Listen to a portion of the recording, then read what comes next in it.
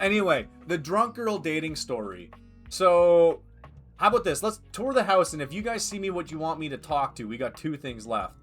I've been messaging this girl for a little bit, and then I had to head out of town for work. So I was like, hey, how about we, go out tonight before I leave town tomorrow? Because then I'm going to be gone for like 5 or 6 days, blah, blah, blah. She says, yeah, that sounds good. I'm just meeting up with some friends after work, and then I can meet up with you. I was like, cool, sounds good. Just send me a text when you're done with your friends, right? The shower or the tub? We already talked to the bathtub, though. We don't have any hot goss for the bathtub. She did make some noise when we bumped into her, though. But anyway, it's now it's like 9 o'clock at night. The girl hasn't texted me back. I figure, you know what? She's busy with her friends. I won't see her. It's no big deal. I start getting ready for bed, changed my clothes, brushed my teeth, and I'm under the covers. Then, as soon as I'm under the covers, my phone buzzes and I get a text message from her saying, hey, I just wrapped up. I know it's a bit late, but why don't you come meet me at this place? And I was laying there and I was like, do I really want to do this? I'm in bed. Normally a good rule is once you're in bed, you're in bed. You don't get out of bed. So anyway, I decide to get out of bed. I get redressed, quick shot of cologne, fix the hair, and I drive downtown. So this is the middle of December. It's like minus 20 out, okay? Driving downtown, it's icy. I finally find a place to park.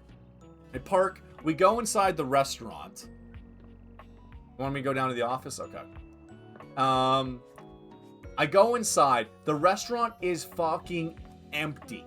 Empty. There's nobody else in there besides like a bartender, a server, and maybe a second server.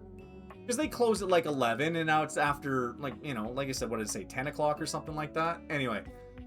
But there's one person in the bar. There is a woman face down on the bar like this.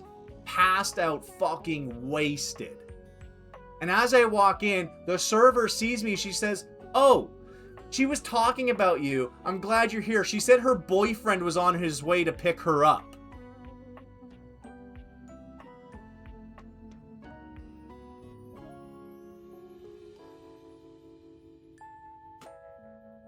So what I should have done is I should have just pulled a fucking U-turn and gotten out of there. But I didn't.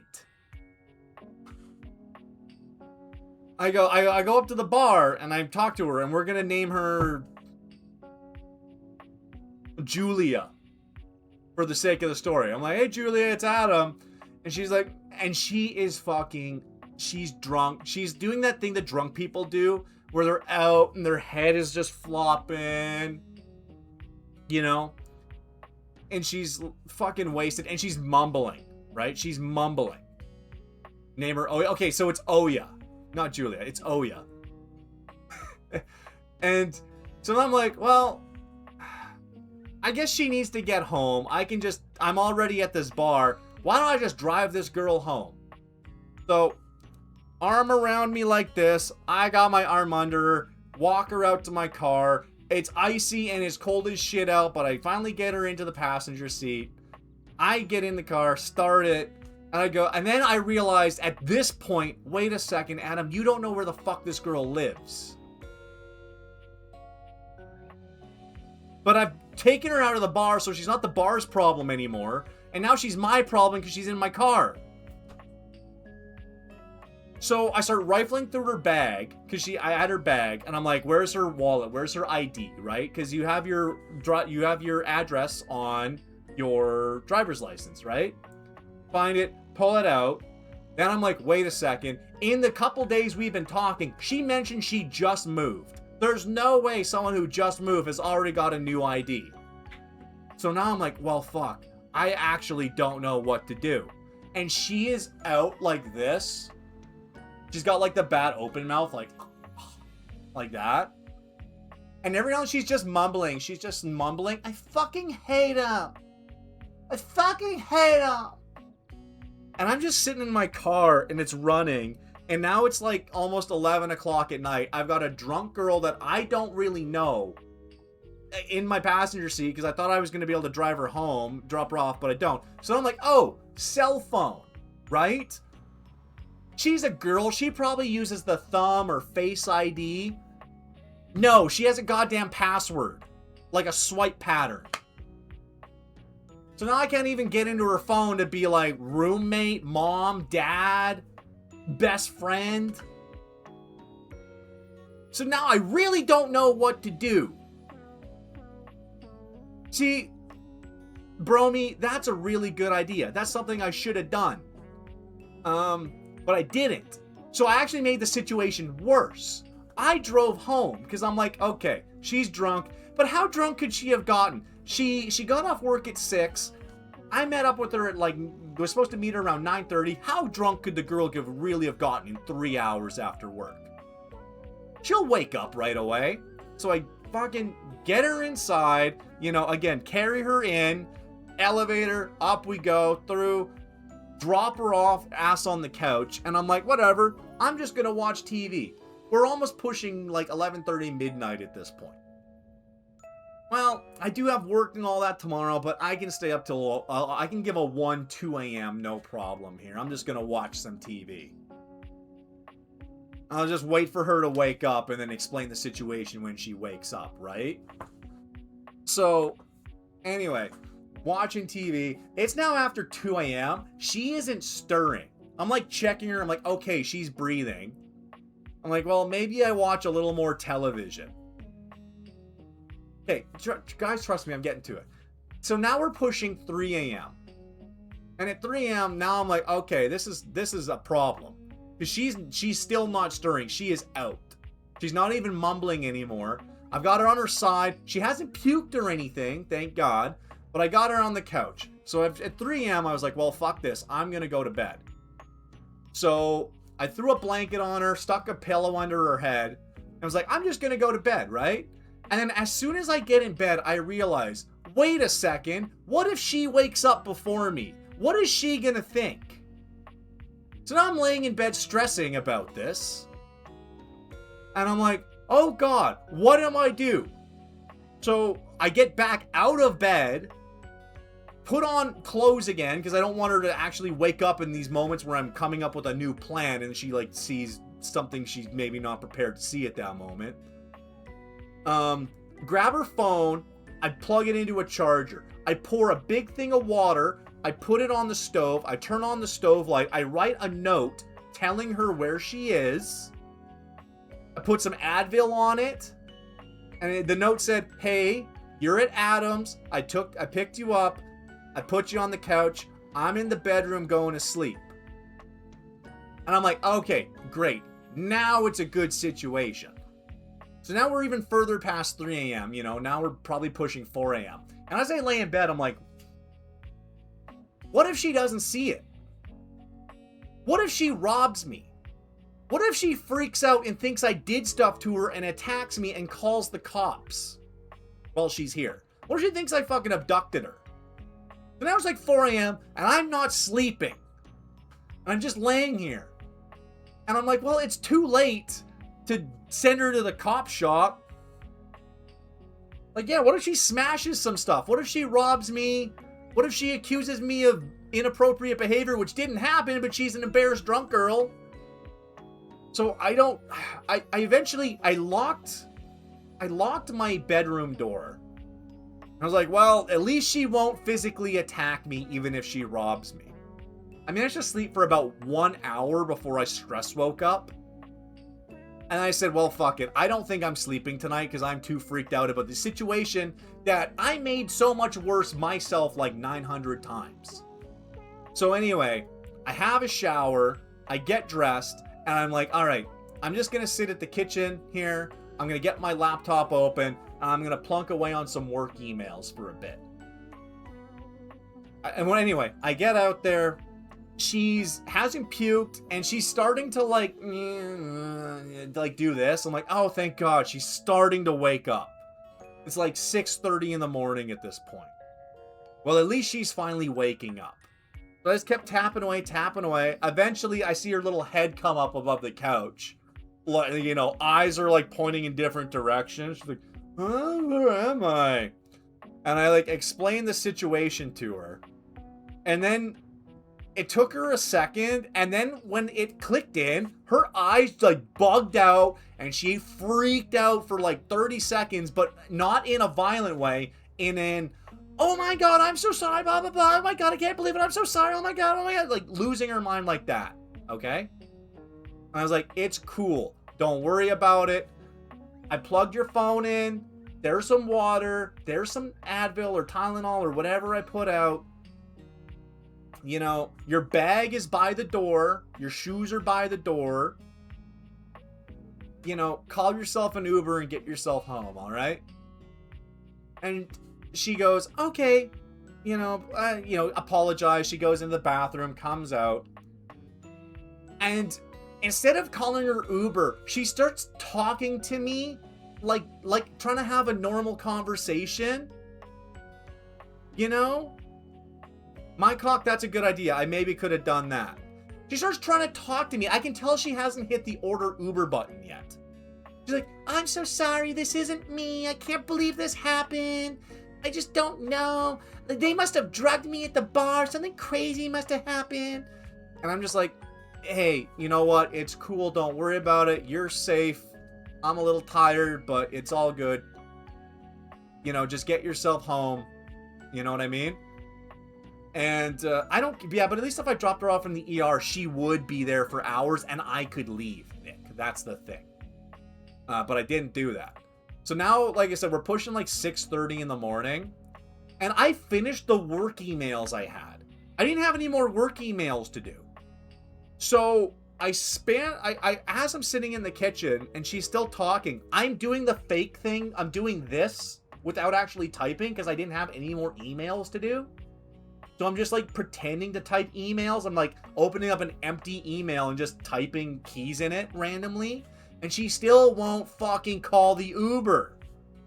So eventually I just said to her, I was like, hey, so, it was a pretty late night for me. If you could, call that Uber, make sure you get home. Text me when you get home, because I got to leave for work right away. And then she goes, oh, I'm so sorry. I didn't realize, blah, blah, blah. She finally calls the fucking Uber. I walk her down, walk her out, put her in the car, wave goodbye. And now I'm thinking like, okay, we're like 7 a.m. at this point, probably. I'm like, do I just go and do I get a 1 hour sleep? Because I have a 6-hour drive ahead of me.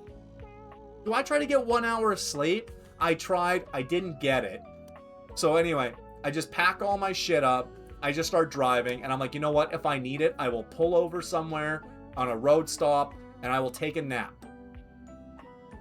I think she did want a car ride home. I think she did not want the Uber ride. Probably. Anyway, I finally get where I'm going. I actually didn't need the nap. I drank like 6 coffees that day. While I'm driving, because I've got the Apple CarPlay, right? I just keep seeing message pop up. Message from Oya. Message from Oya. While I'm driving. And I'm not responding to these because I'm driving. I'm not going to have Siri read them out. Nothing. Just, message from Oya. Message from Oya. Message from Oya. Like the entire 6-hour drive. I finally get where I'm going. I check into my hotel.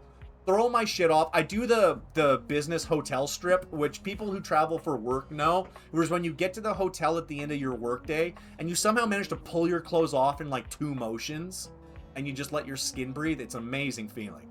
And I lay on the bed. So now I'm like, yeah, this was as I had to go to Fort Mac. Yeah, it was a 6-hour drive because I also had to see customers on the way. So there's customer visits, there's detours. It was a long day. Anyway, so then I check the messages and there are paragraphs and paragraphs. She sent me 2 novels of apologies, explanations, excuses, blah, blah, blah, blah, blah. Like, I'm not kidding. To scroll up took like a minute and a half of scrolling up. That's how many messages she'd sent me. So anyway, I just sent her one message. I just said, hey, it's cool. Don't worry about it. Unfortunately, I'm not really into this anymore. Not a great first experience. I hope you, get some rest and, feel better. And then she replied once. And then she didn't text me again. To her credit, she didn't text me again. And I never texted her again. And that was kind of the end of it. So, like, in her excuse, like, yeah, like I said, they must have overserved me or somebody drugged me. I've never get like this. And I'm like, nah, you told the bar I was your boyfriend coming to get you. And while you were drunk mumbling, you were bitching about, I fucking hate him. So obviously something set her off with like an ex, right? A drunk dairy. A drunk DeRay. So anyway, guess what though? Even though I didn't talk to her, the story doesn't end there. Because 6 months later, not 6 months, 5 months, fast forward to May the following year. So after December, fast forward to May. My boss wants to put a couple reps together to go do a presentation for a high-value client. Someone we really want to sign and get the business from, right? And she says, Adam, could you come with? You know, I'm always good in these meetings. I'm good at being casual and professional and all this. And I go, okay, cool. Yeah, I'll come with you. It's not my customer, but she just wanted me there just to, you know, have it look like we're taking it seriously. There's going to be 3 of us at this meeting. We go to the meeting. We're all getting situated and settled. Door opens. Old fella. And then the girl walks in. And she sees me. And we make eye contact. And she turned ghost white. Ghost white, because she actually is a very important person at this, like, you know, this really fancy place we were trying to sign. She turns ghost white, and you can see she's like panicking. You know, she's standing still, but she's like panicking. She's almost starts shaking a little bit. And I just sit down. Nick, you can text me. She sits, you know, I sit down, I like disengage from looking at her and all that. She like takes like a few seconds, eventually comes over and kind of scrambles her way back together. And okay, let's just get on with the presentation. And it all goes, you know, I pipe in with a few comments here and there. I don't really say anything directly to her. I never address her by name or anything like that. You know, I keep it very professional the whole time. So anyway, the meeting's over. We're all packing up. We're all shaking hands, right? I shake the old guy, the younger but still older guy. And then as I go up to her, I shake her hand and I say, make sure you get home safely, all right? And then I walked out the door and didn't look back.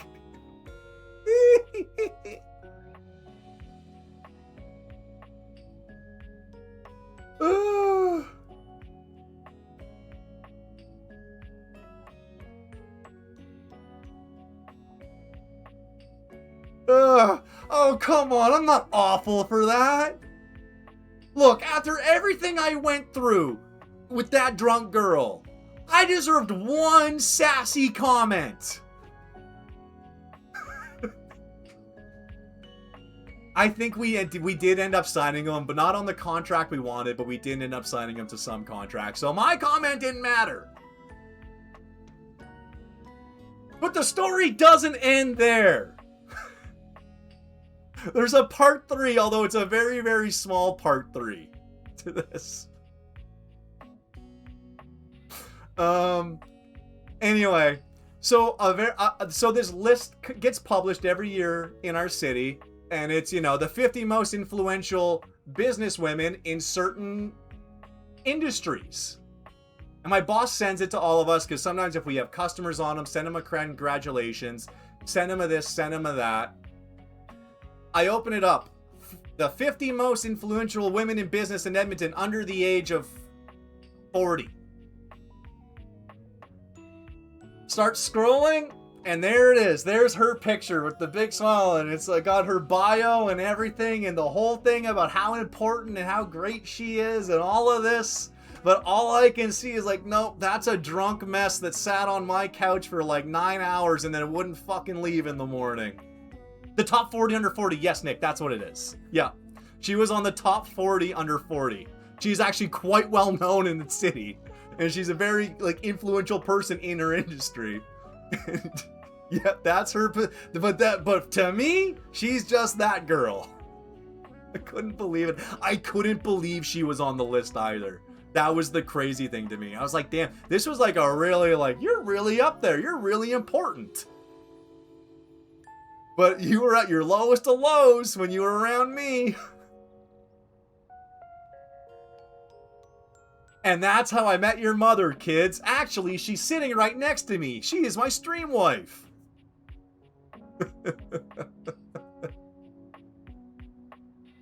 Oh, man. So anyway, that's arguably the worst date I've ever had. But I think the only thing that keeps it of being the worst date I've ever had is I don't even know if I can call it a date. But it is a great story. Yep. To me, she's an unwashed, hungover mess that woke up on my couch and didn't know how to get the fuck out despite me giving her every hint in the world that I was fed up with her. To everyone else in business in the city, she is this super important shaker, you know, like mover and shaker, high roller, mega whatever business lady, boss bitch. So, I gotta make sure I highlight this. This is gonna go in its own YouTube VOD. We'll have to give it a command, like the drunk command or something. Yeah, Louie, absolutely. Absolutely. One day she'd be like, oh man, you wouldn't, she probably like has a totally different version of the story. And it's like, nah, girly. Nah, I was the sober one.